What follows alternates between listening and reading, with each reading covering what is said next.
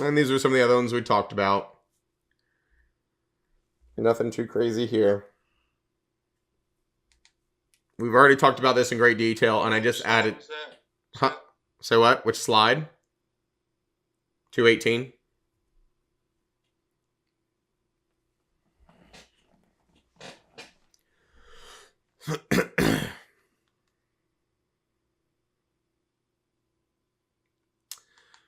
So the offer and acceptance piece, right? That's part of that mutual agreement, that meeting of the minds. The essential elements of the contract starts as an offer, becomes a contract, as long as we have signed with no changes and communication happens to the offer or the offeror's agent. And we already talked about a lot of different ways that could flow. And of course, understanding that the agent really is the firm for the sake of the test more than anything. And of course, dual versus designated dual kind of changes stuff a little bit. Now, this last note says earnest money deposit and due diligence fees are returned if in full of no contract is formed. What this means is once upon a time, we would actually submit offers and hand the checks at the same time. So we'd say, here's our offer, here's a due diligence check, here's our earnest money check. And this legal understanding that you have no rights to do anything with those checks unless you're actually accepting that offer. And that was actually a strategy that brokers used to use, is they would hope that you'd cash the check, because if you did, that would prove acceptance, even if you didn't sign, right?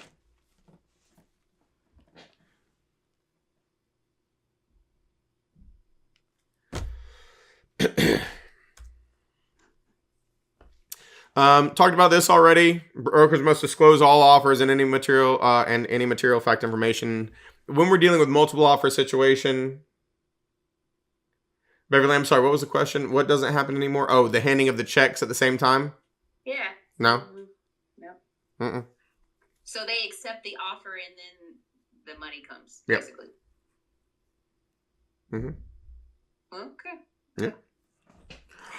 That's how it goes. When we're dealing with multiple offers, the way that we always state it, North Carolina folks, we have to deliver all offers and immediately in no particular order, right? Immediately, no case later than 3 days, in no particular order. Why no particular order? Because remember, we're special agents. We are not decision makers. So if we were to deliver them and say, here's the best, here's the second best, here's the third best, we're playing in territory we shouldn't. Are we going to help them make the decision? Yes. We're just not making the decision for them. So we deliver them immediately in no particular order.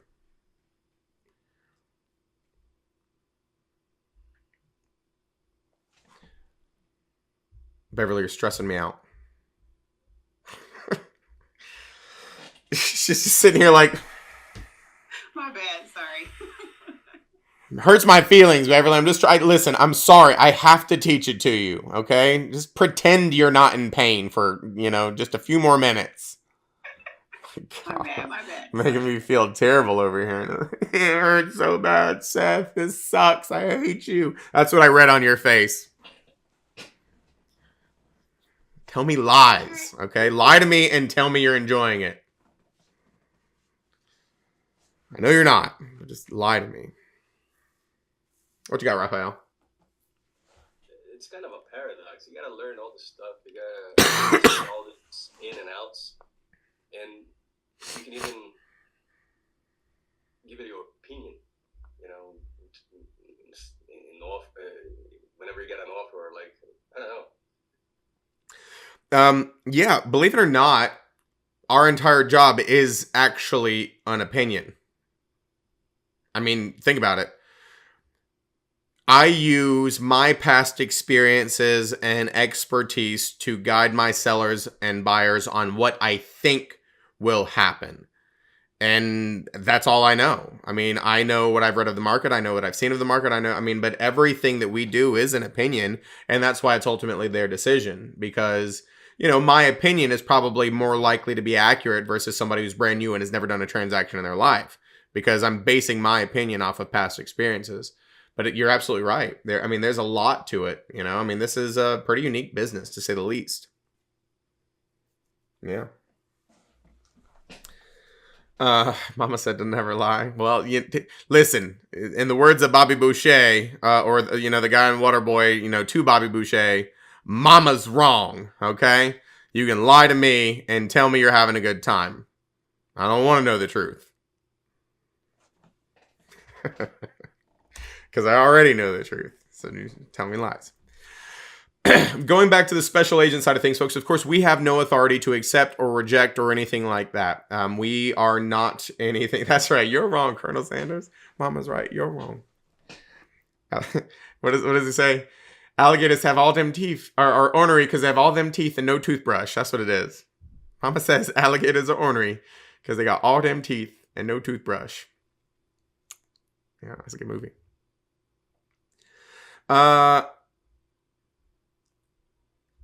Let's talk about this last piece on here, folks. And I promise we're winding down this section, but don't get too excited because that means we jump into financing. We're just existence of multiple offers is not a material fact, but may be shared with seller's permission.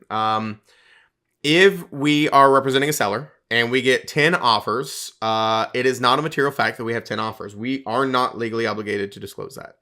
However, if the seller gives us permission to disclose that we have 10 offers, we can. We just couldn't disclose any terms of the offers. Remember, we said that would be called shopping of offers in North Carolina, and that's prohibited. And so, sometimes we say, well, hey, we got 10 offers so that they know to come in really strong, but we can't tell them what the other offers look like.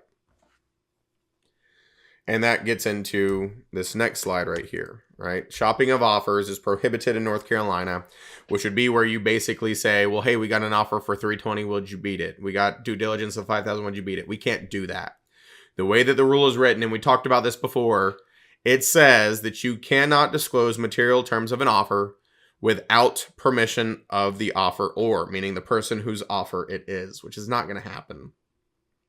But listen to me, folks. If the test question said that a North Carolina real estate broker could never disclose material terms of an offer, would that be a true statement? No, because never is an absolute, right? We could disclose material terms of an offer if we had permission of the offeror. It's just not very likely. But I'm telling you, be very, very cautious of those absolute words on the test. Very few absolutes exist. I'm not saying none exist. Very few exist. What you got, Janet? So you can tell your seller all the kind of offers that are coming in, right? So he can choose the better one. Yeah. No, our seller is going to know all the details of all the offers. Okay. We're saying we can't disclose it to another potential offeror. So I'm going to see all 20 offers we got. I'm going to talk to the seller about all 20 offers we got. But if another buyer's agent calls me up and says, hey, how can we make our offer more competitive? I can't tell him anything about the offers I have. I can tell him I got 20 if the seller tells me that's okay. But I can't say, well, our best one's $350. You got to do better than that. I would be in trouble for saying that. Yeah. Not allowed. Of course, folks, a lot of the things in the next few slides I've already taught you. So this is just reiterating the offer and acceptance piece. Remember, it's communication of acceptance, meaning signed with no changes and communicated always to the offeror or offeror's agent. Remember, I gave you the example of seller subagency. Some of you hated that. If you are acting as a seller subagent, you are not their agent. And it would not be a contract once the seller subagent knew. It would have to go to the buyer directly or the offeror directly. Of course, I also told you about the dual agency side of things. Because if anybody in the firm knows and it's dual agency, then we're under contract. But if it's designated, there is that line in the sand and it still has to cross that plane like before. Of course, the other thing that comes into play is understanding that the communications we said under the Uniform Electronic Transactions Act, the UETA, communication can happen just about any way, shape, and form. And the things that are time-stamped are considered communicated when they're sent. So I want you to understand this, kind of like we were talking about yesterday with the activity where it says the wild, wild west of real estate. If I send an offer over to a listing agent and the listing agent signed it or had the seller sign it, but hasn't communicated back with me, and then I email them and I say the buyer wants to revoke their offer, And then 20 minutes later, they call me back to say the buyer has accepted the offer. And they say, well, actually, I've already revoked the offer. Folks, it's dead, right? Because I communicated, even if they're like, well, I haven't checked my email yet. Doesn't matter because it's time-stamped. Everybody with me on that? When things are time-stamped, they're considered delivered when they are sent, as long as they're sent to the right email address, the right text number, whatever it may be. So take a look at this scenario here for me. Which of these scenarios would best represent a legally binding contract once the seller submits a counteroffer to a buyer?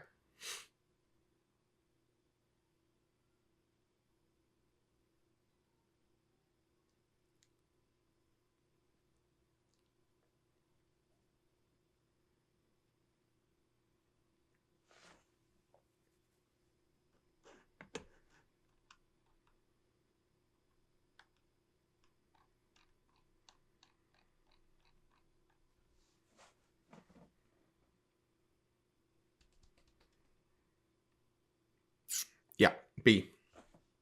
Folks, there is no such thing as intends to, okay? Contracts have to be signed and communicated. Intending to sign is never going to form a contract. So when the seller receives a digital signature of acceptance from the buyer, why is it the seller in this one? It's talking about a counteroffer. So that means the seller is the offeror. So that communication is going to the offeror, the offeror's agent. Both the seller and the buyer could be the offeror depending on the context of the scenario. How about this one? You read through it, give me an answer, and then we'll go over it.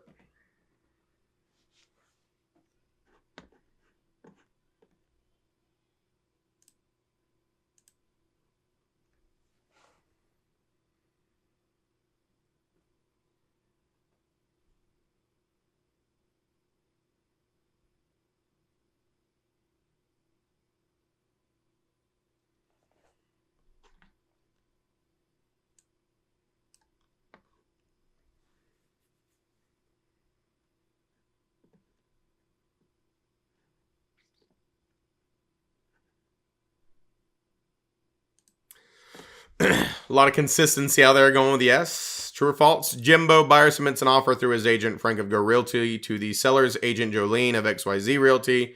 Seller likes the offer and signs in the presence of Jolene.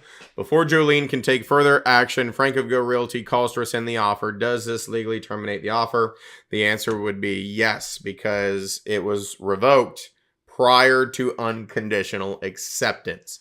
It has not been communicated that they have accepted it. It is really comes down to who communicates first. Was the revocation communicated first, or was the acceptance communicated first? How about same scenario, but let's change it ever so slightly. What do we have if Jolene emailed the contract acceptance to Frank before he called to rescind the offer?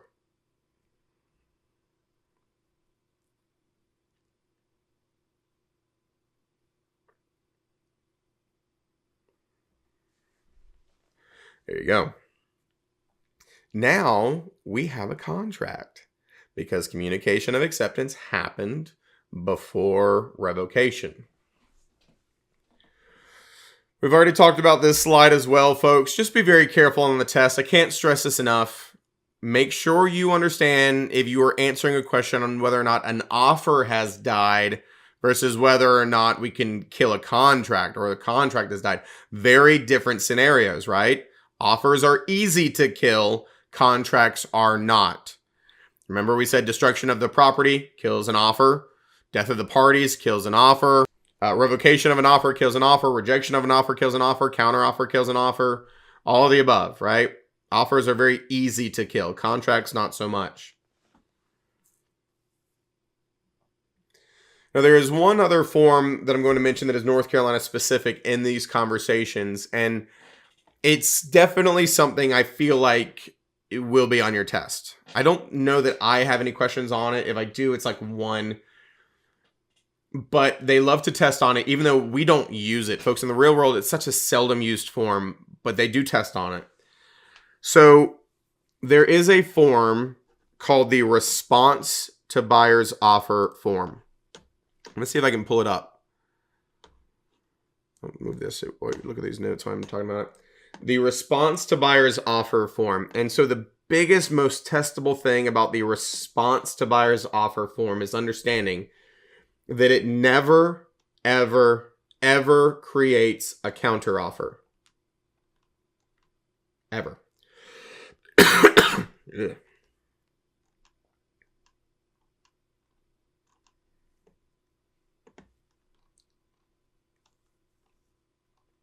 And you don't really need to see it, but I was going to see if I can find it really quick. So the response to buyer's offer form does 3 very specific things, but I'm telling you, the most testable thing you need to know is that it will never create a counteroffer. You should think of a counteroffer like I taught you.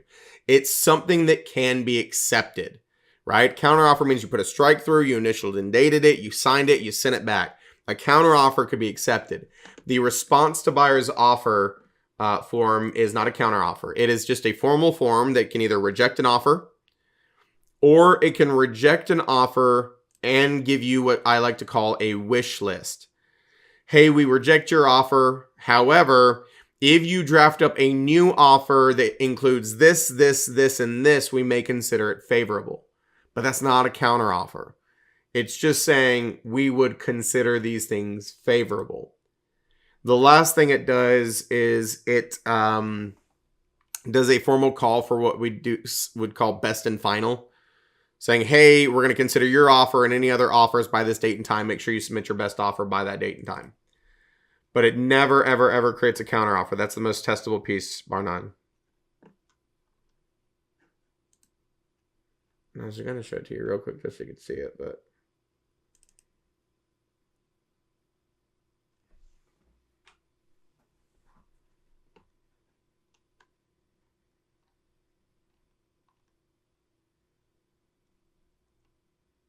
There you go. Just for funsies.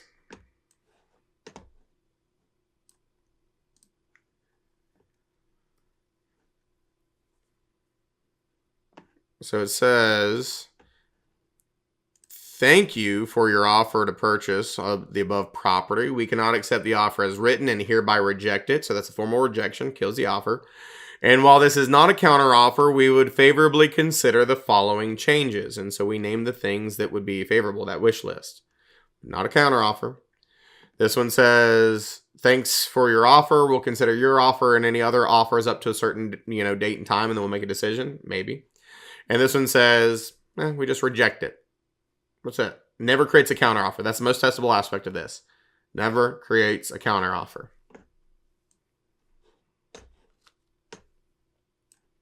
Told you, think of a counteroffer as a formal thing. Put a strike through, sign it, initial and date the change, send it back. It can be accepted. Of course, everything else we've already taught you really and truthfully, except for like the last couple slides. Due diligence, buyer's right to investigate the property, accompanied with a fee, can terminate for any reason or no reason. Your due diligence period is a time is of the essence concept. Runs until 5 o'clock p.m. on whatever date we negotiate. Of course, making sure you understand that the difference between a due diligence fee and earnest money deposit. Already talked about these. Nothing too crazy here. Folks, let me explain this secondary piece because now it kind of comes together. I told you that the most common type of unilateral contract that's testable in real estate land is what?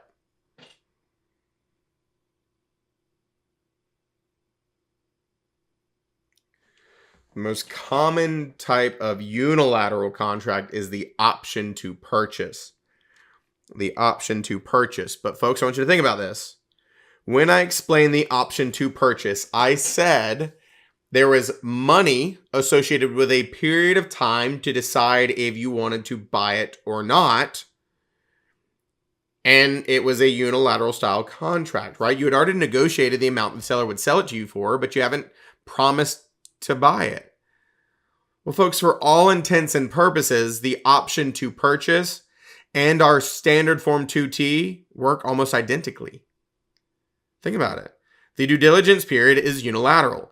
Have you promised to buy the house if you're a buyer in the due diligence period? No.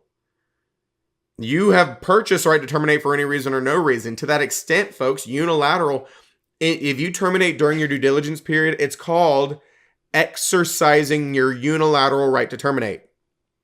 So due diligence periods and option periods work almost identically, but you're not going to see options heavily testable on the North Carolina side of the test. Why? They're uncommon in North Carolina because our due diligence contract works the same. Of course, ours are really designed for residential, and options are sometimes associated with commercial. So if you wanted an option to purchase a commercial business or something like that, you would need an option to purchase contract even in North Carolina. And there is no standardized form for that. You would need an attorney. But they're both unilateral for all intents and purposes. That's why you're not considered in breach until after your due diligence period. Because after due diligence has passed, you have now promised to buy. Now it's a bilateral contract.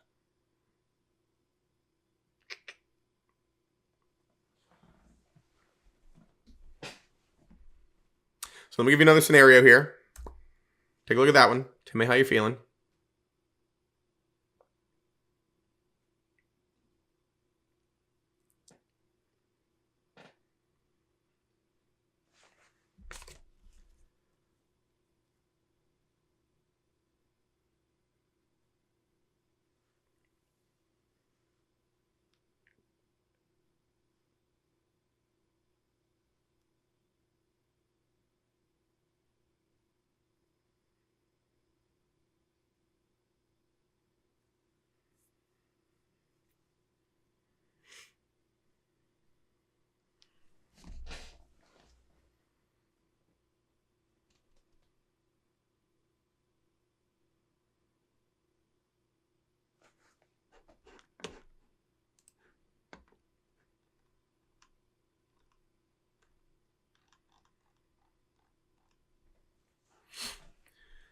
Seeing some truths out there.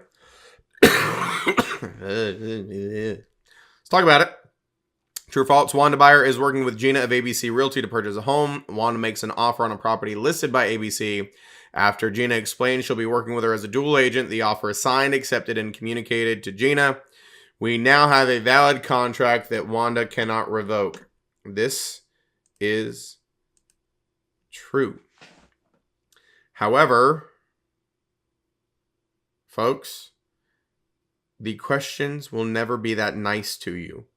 This spelled it out that this was dual agency. They're not going to do that on the test. They're going to say the firm's name twice or something along those lines, and you have to know that it is dual agency. They are not going to hold your hand on the test. And understand that this would have been true even if there was two licensees. Because even two licensees, the firm is the agent. And one licensee knowing means the agent, the firm, knows. So I kind of cautioned you about that just a few moments ago. Let me give you another one. How about this one?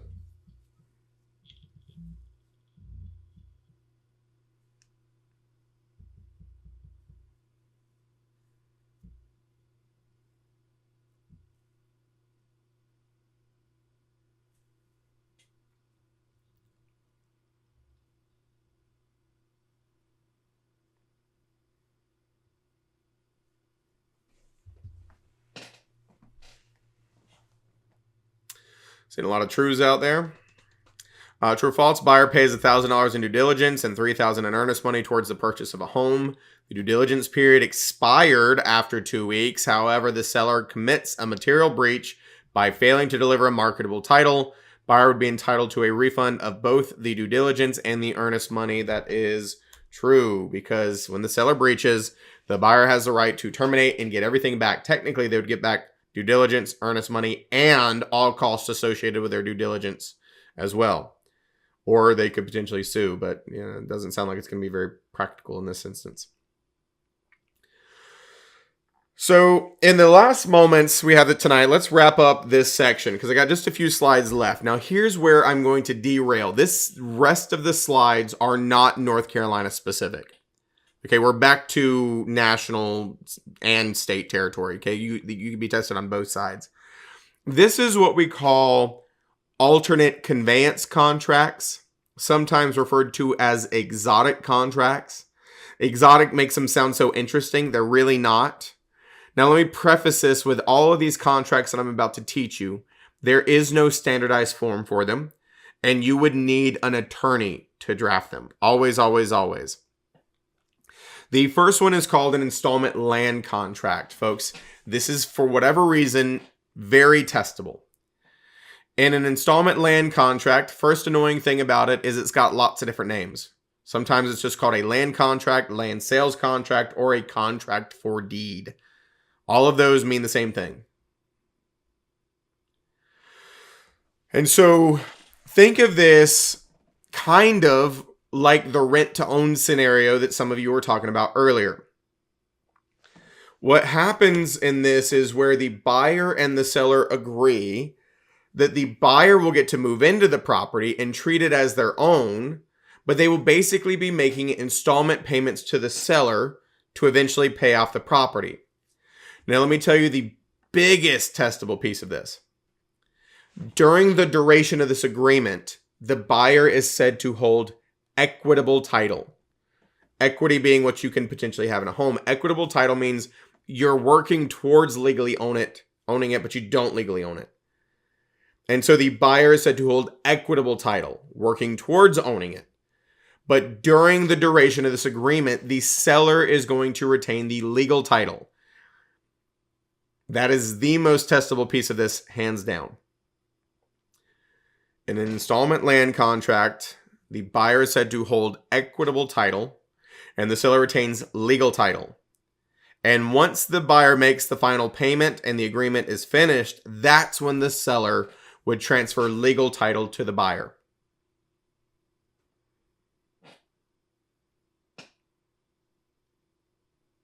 As you might imagine, there's big risks involved with this because if a buyer defaults, they could lose all their equity.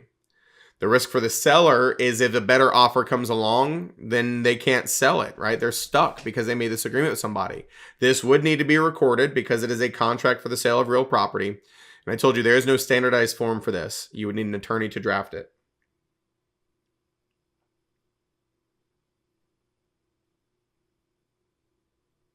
Senthil says, can you give an example? It's just, Senthil, if you had, let me tell you why, and this may help you understand this. There are some properties that people own that are distressed. They need a lot of work, a lot of fixing up, and the banks may not want to lend on them because they're too high risk. And same thing too, there are some buyers who may not have good enough credit to qualify for typical financing. And so sometimes it's a match made in heaven where a buyer makes an agreement with a seller. Seller's house wouldn't qualify for typical financing. Buyer wouldn't qualify for typical financing. And so they agree that the buyer will make payments to the seller of $1,000 a month for the next 5 years. And then the buyer will own the property. That's what it is. So it's basically, like I said, kind of like a rent to own. You live there, you treat it as your own, you pay taxes, you pay insurance, but I'm not transferring legal title to you until you hit the date that I said, because you've got to pay me X amount of money. That's all it is. Yeah, it's called distressed. What you got, Cheyenne? Would both buyer and seller have to hold insurance at this point as well? No. The buyer would have to have insurance because it kind of be like, it's going to be unique because there is some third party on there, but we want the buyer to have the insurance on the property, the structure, because they're treating it as their own with this equitable title, if you will. Lisette says, could they be evicted if payments are not made? Yes, we wouldn't necessarily call it evicted. I'm calling it rent to own because that's the easiest way to equate it in your mind. But basically, it would be a default and a breach of contract and null and void the agreement, and you could lose all your equity as well under those circumstances. What you got, Tara? I was basically going to ask about the breach of contract and if they could evict them or just state that they're not selling and that they could only rent. Yeah, and so that's, to answer this question, this is why an attorney has to draft it up, because there are so many things that need to be discussed off the offset, right? What happens if you breach? What's the remedy? What's this? Now, legally speaking, you have to give a buyer 30 days to cure a default.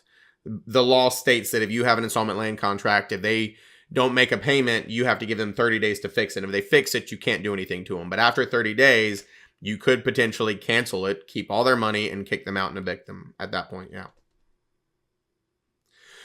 Like I said, pros and cons to both parties. You're not going to get in-depth questions on this, but you do have to understand that the buyer is going to treat it as their own. They're going to make payments and it'll eventually be theirs. But during the duration of the agreement, I'm going to say it again, buyer holds equitable title. The seller retains legal title. And only when the buyer makes a final payment would legal title be transferred to them. That's the most testable part of this, bar none.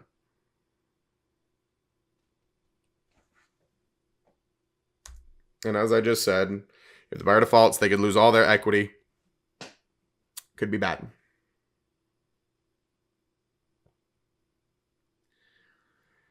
Now the other one, or the next one on the list here, as I try to get through all these slides, which I'm going to be cutting in a little close, but I might get it in the next few minutes.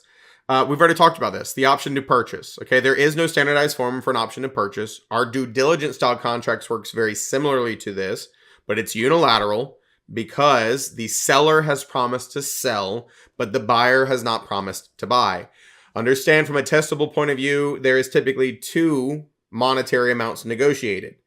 The option fee in accompanying the option period, and then of course the purchase price that the seller has agreed to sell it to at if you decide to buy. So the option fee, typically like the due diligence fee, is a credit to you as long as you buy the property. But if you don't buy it, it's just gone. And this is not, only for residential. I told you these can happen in commercial purchases as well. Not uncommon, and could be tested on both the national and the state side.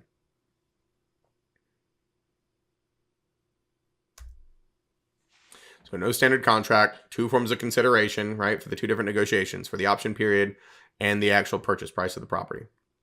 And then, of course, remember, too, this is a unilateral style contract, but if the test question said, has elected to exercise their option to purchase, if you're exercising your option to purchase, it gets upgraded to a bilateral contract because now you've promised to buy and they've promised to sell.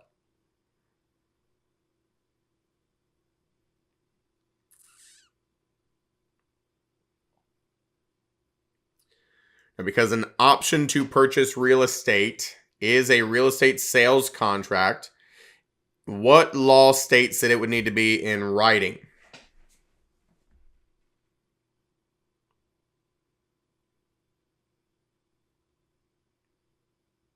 Statute of frauds. And what law states that it should probably be recorded to protect your interest in this property? Connor Act. There you go. There you go. Let me ask you this question just to make sure you retain what I just told you a second ago. In an installment land contract, the buyer has what during the duration? What do we call it? Equitable title. There you go. And the seller retains what until the final payment is made? There you go. Legal title. Last two things here, because I don't really want to have to get into these slides again next week. So let me just kind of wrap this up. These last couple things are what we call contractual preemptive rights. It's basically a contract to contract is what it is. Contractual preemptive rights. The first one is called a right of first refusal. It is basically a negotiated contract that says, if I ever, let me put it simply, I would have to contact you before I could ever accept an offer from somebody else. And so, for instance, if you give somebody a right of first refusal on a property, and it's been 20 years, they will have this in writing and it'll be recorded. And let's say 20 years from now, you get an offer for somebody to buy your house for $400,000.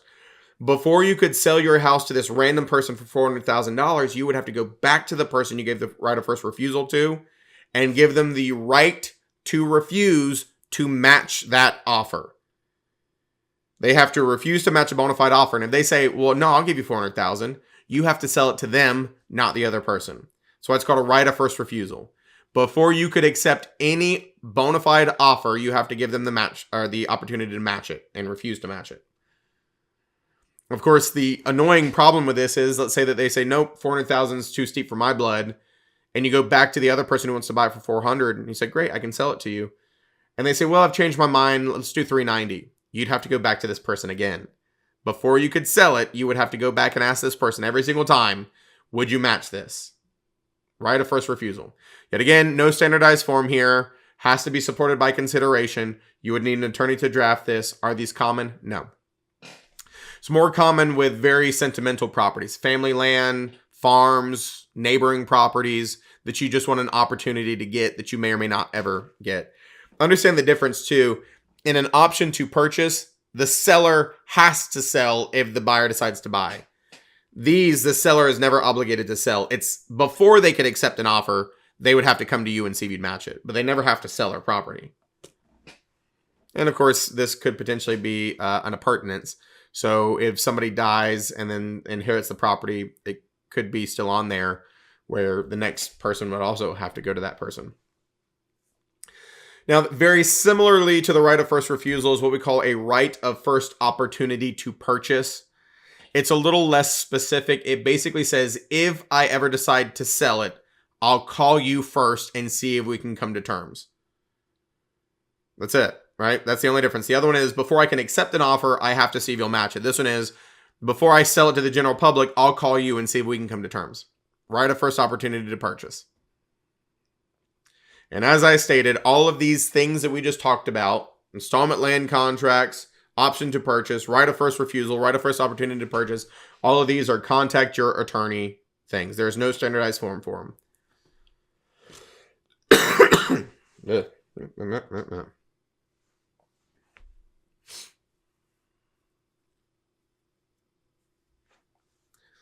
See if there's anything else in these slides. Just questions. You can answer this real quick, and then I'll let you chit chat with me.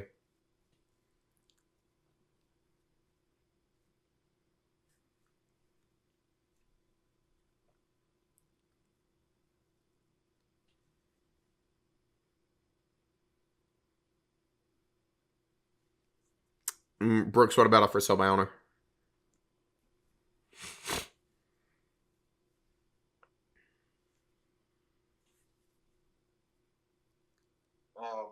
Would the right of first refusal or right of first opportunity purchase, would that be akin to a for sale by owner, or would that be a for sale by owner scenario? There is nothing that states that it has to be or it can't be. It really just depends. When that negotiation happens, they could hire a real estate agent to help them with it. Very often it may just be a for sale by owner situation though.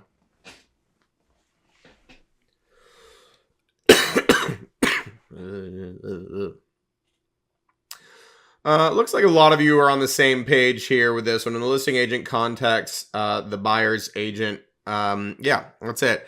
Seller signs an offer to purchase and contract is written, mails it to their listing agent. They also call their agent to notify them. The listing agent immediately calls the buyer's agent to notify them of the contract acceptance.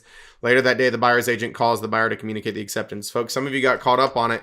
It has nothing to do with when it was mailed, because it was mailed to the listing agent.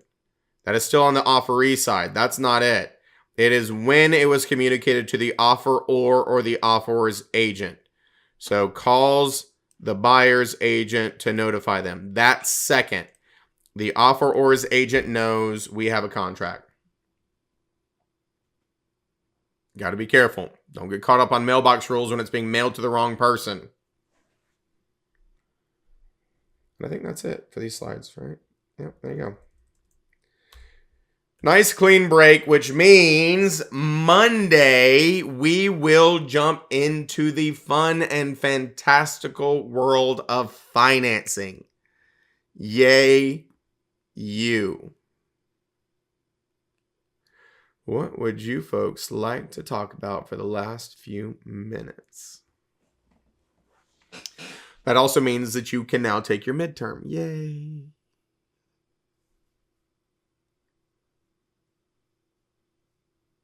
You feel like when I over affirm a topic, I should fear it. You should fear every topic in this class. Let's just call it what it is, okay? I think you've all probably figured that out by this point. But I am trying to strategically tell you what the most dangerous topics are, that most testable are. And financing is one of them. Agency, valuations. They're fear-worthy.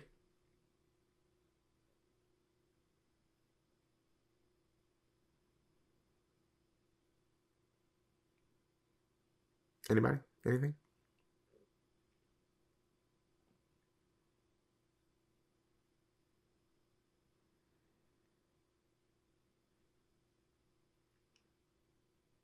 For shame. Y'all know I'm going to ask this every single night, and y'all got nothing?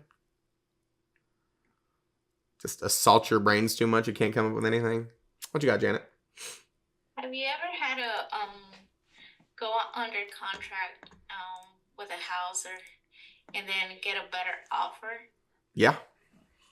What did you do? You can do nothing because you're already under contract. And if the seller wanted to get out of it, they're going to be in breach. And we just said being in breach as a seller is bad. True story, Janet. I told y'all about how I went to that wedding and I was waiting on another offer from another agent and it never came in. And so I texted the agent who sent us an offer and we accepted theirs. I didn't tell you the other part of that story. About 5 minutes after I texted confirming that we accepted their offer, the other agent texted me and said they were about to submit an offer. And I said, well, nothing doing, woman. You waited too long. I said, but just out of curiosity, what were the terms? She told me they were better. But there's nothing we could do. We're already under contract. Now, I will tell you the other part of that story. All's well that ends well. The first buyers that we're under contract with ultimately ended up terminating. And we got to keep $7,000 in due diligence money, put it back on the market.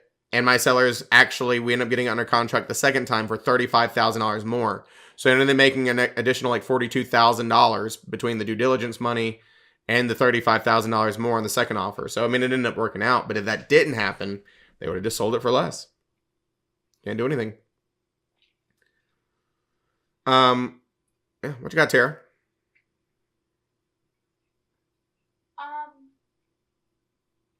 The NCAR's form response to buyers' offers. Do you have to submit that if you are waiting for other offers? Like, when do you have to submit? You never have to submit that. We could just email you back and say we reject your offer, right? It doesn't have to be formal. That is just a form that exists if we want to use it, but we can reject it very informally and we're fine. No requirement to use that form ever. Yeah. But it's a more formal way to reject an offer, and we could also, create a wish list. There's no formal way to create the wish list without that form, but, never creates a counter offer, but not a requirement to use that form. Yeah. There you go. Folks, listen, it's been a blasty blast and a half of a week. Okay, we are rocking and a rolling. As I said, things are going to move fast. Before you know it, we're going to be at the end of this course, which means it's going to be exam time, and then it's going to be all that stuff. And remember, next week, we're going to start financing. Next week will be a time to start thinking about your background check. So if I don't remind you next week, maybe you remind me. But all that information is in the Relink book. So it's very easy to follow along and submit your background check around next week. They're pretty quick. And then, of course, financing. And keep on boogieing. Folks, take your midterm if you get around to it. Keep studying, reading ahead. Lots more information to learn. Reach out to me if you need anything. Sometimes it takes me a while to get back, but I will get back to you, I promise.